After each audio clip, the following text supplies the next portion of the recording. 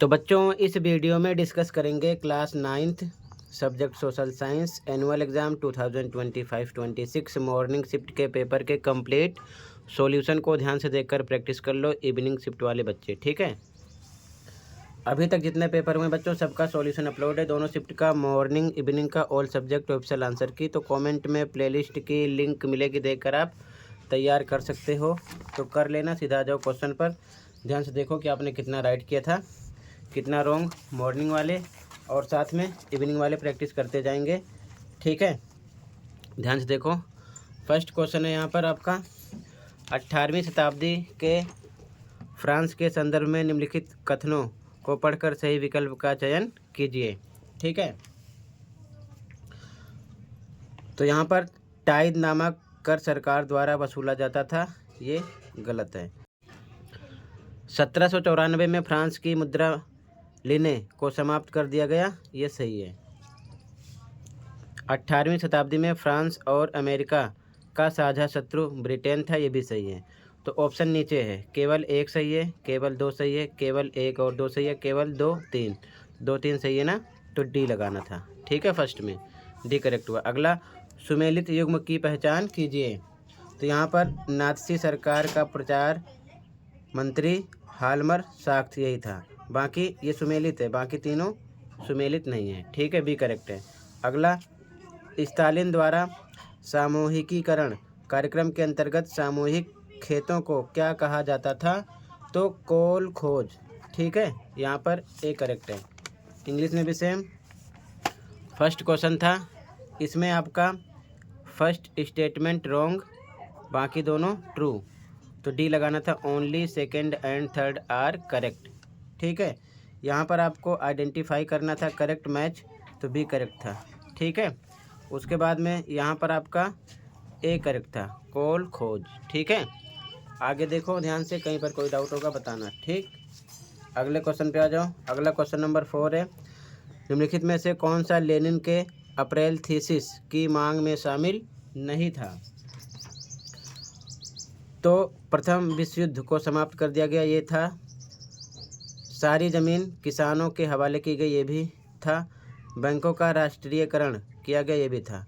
राजशाही को मजबूत बनाया गया, ये नहीं था, ठीक है, ये शामिल मांग में नहीं था, ठीक है। अब इसके बाद में ये एमसीक्यू क्वेश्चन कंप्लीट हो गए, ठीक है। सबसे पहले आप क्वेश्चन देख लो, सभी एमसीक्यू क्वेश्चन साथ के साथ डिस्कस कर रहे हैं, बाकी कंप्लीट पेपर की आंसर की इसी वीडियो में डिस्कस करेंगे। कंप्लीट पेपर देखकर आप, ठीक है, तैयारी कर लेना, क्वेश्चन देख लो, ठीक है। सभी एमसीक्यू क्वेश्चन साथ के साथ देख लो, बाकी कंप्लीट पेपर की मार्किंग स्कीम इसी वीडियो में लास्ट में भी शो करेंगे, ठीक है।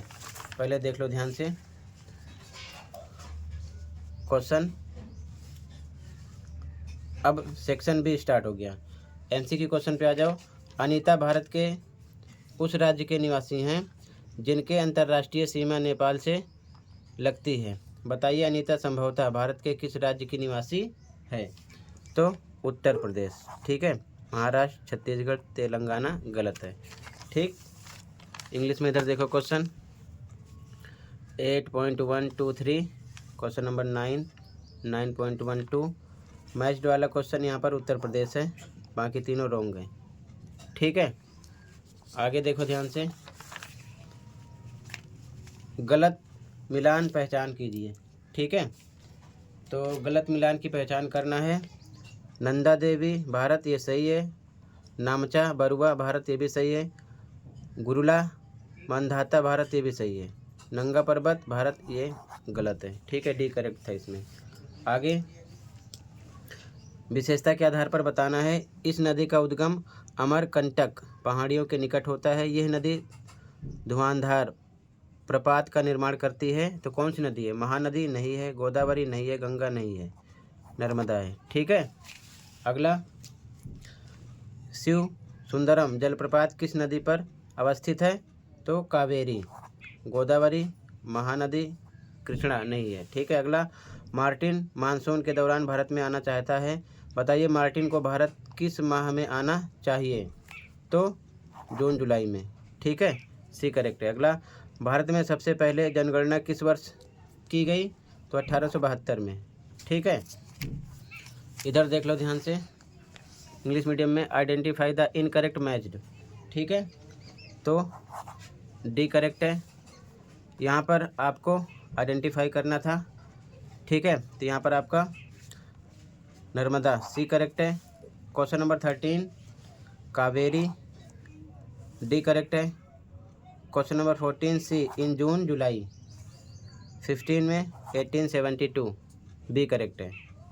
ठीक है, आगे देखो,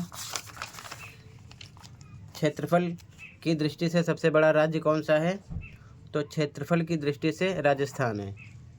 ठीक है, जनसंख्या की दृष्टि से उत्तर प्रदेश, ध्यान रखना। ठीक, इसके बाद में आगे क्वेश्चन देखो, कंप्लीट आंसर अभी वीडियो के एंड में शो करेंगे। ठीक है, यहाँ पर राजस्थान है। Which is the largest state in terms of area. ठीक है, आगे क्वेश्चन देखो,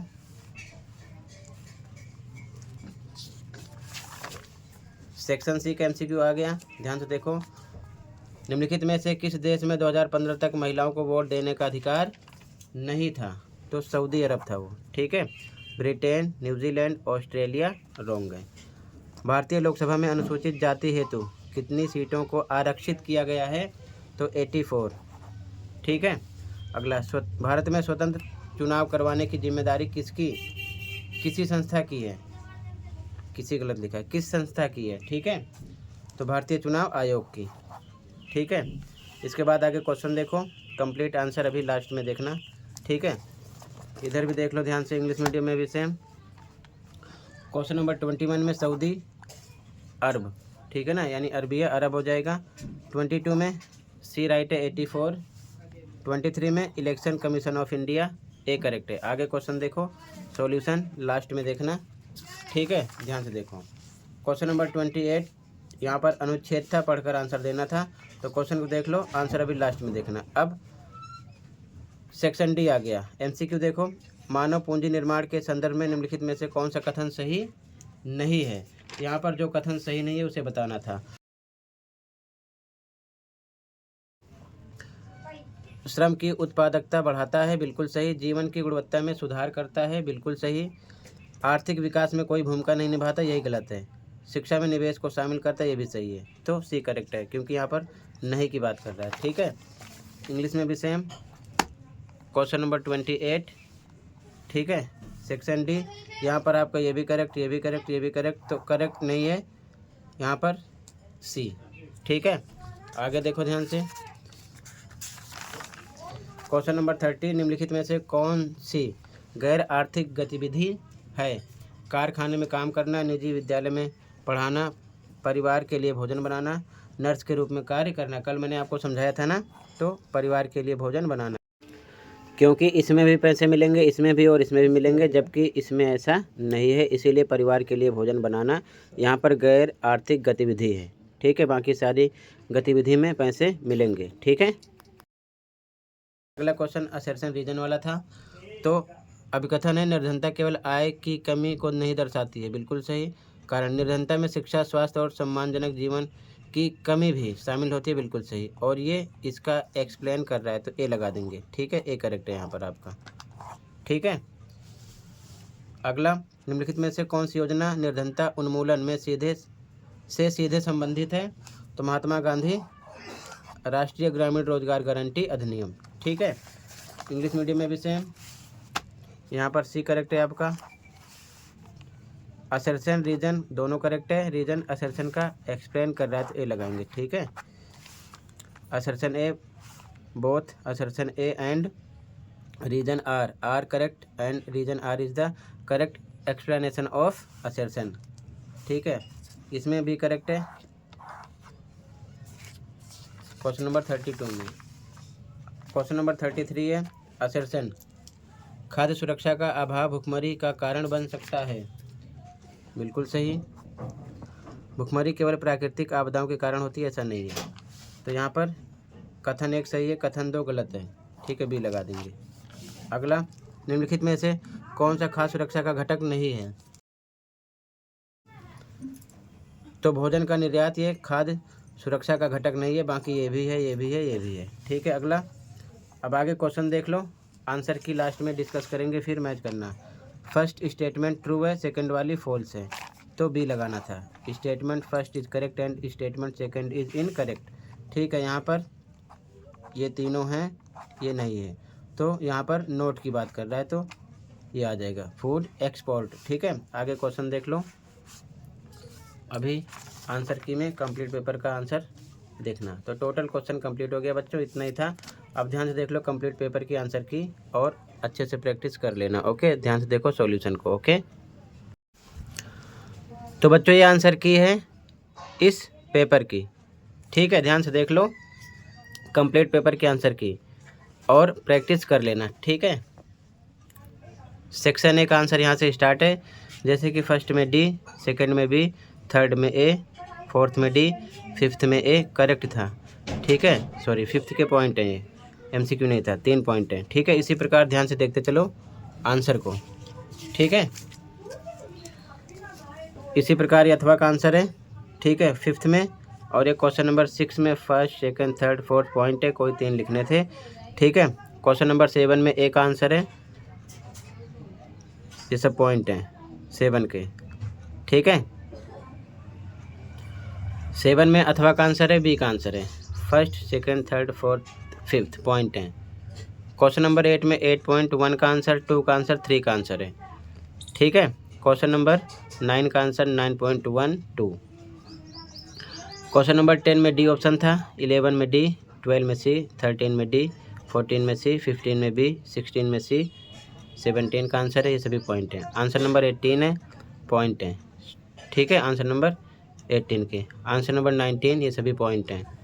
ठीक है, ये अथवा का आंसर है, बी का आंसर है। ठीक है, ये सभी पॉइंट हैं इसके। क्वेश्चन नंबर 20 का आंसर है, अभी लास्ट में देखना है। ठीक है, ये दृष्टिबाधित विद्यार्थियों के लिए जो था उसका आंसर है, सेक्शन सी स्टार्ट हुआ, आंसर नंबर 21 में डी था, 22 में सी, इसी प्रकार देखते चलो। ठीक है, 25 का आंसर है, आंसर नंबर 26 है, ये सभी पॉइंट हैं इसके। ठीक है, आंसर नंबर 27 है, ये सभी पॉइंट हैं इसके। ठीक है, अथवा का आंसर है 27 में, बी का आंसर, ये सभी पॉइंट हैं इसके। ठीक है, आंसर नंबर 28 में 28.123 का आंसर है। ठीक है, खंड घा स्टार्ट हुआ, 29 का आंसर है, 30, 31 का आंसर है, 32, 33, 34, 35 का आंसर है। ठीक है, 36 में ए का आंसर है, ये सभी पॉइंट हैं। अथवा का आंसर है बी का। ठीक है, 37 में ए का आंसर है, ये सभी पॉइंट हैं इसके। अथवा का आंसर है, बी का आंसर है 37 में, ये सभी पॉइंट हैं इसके। 38 में 38.123 का आंसर है ये। ठीक है, इसके बाद में आगे देख लो ध्यान से, ये प्रश्न संख्या 9 का आंसर है। ठीक है, मैप वाला, फ्रांस, जापान यहाँ पर मेंशन किया गया है। इसके बाद में ये फ्रांस, ये जापान है। ठीक है, आगे देखो, ये 20 का आंसर है। ठीक है, आंसर मेंशन है। तो इसी के साथ ये कंप्लीट हुआ। मिलते हैं अगली वीडियो में, प्रैक्टिस कर लो। Thank you for watching and take care. Okay बच्चों।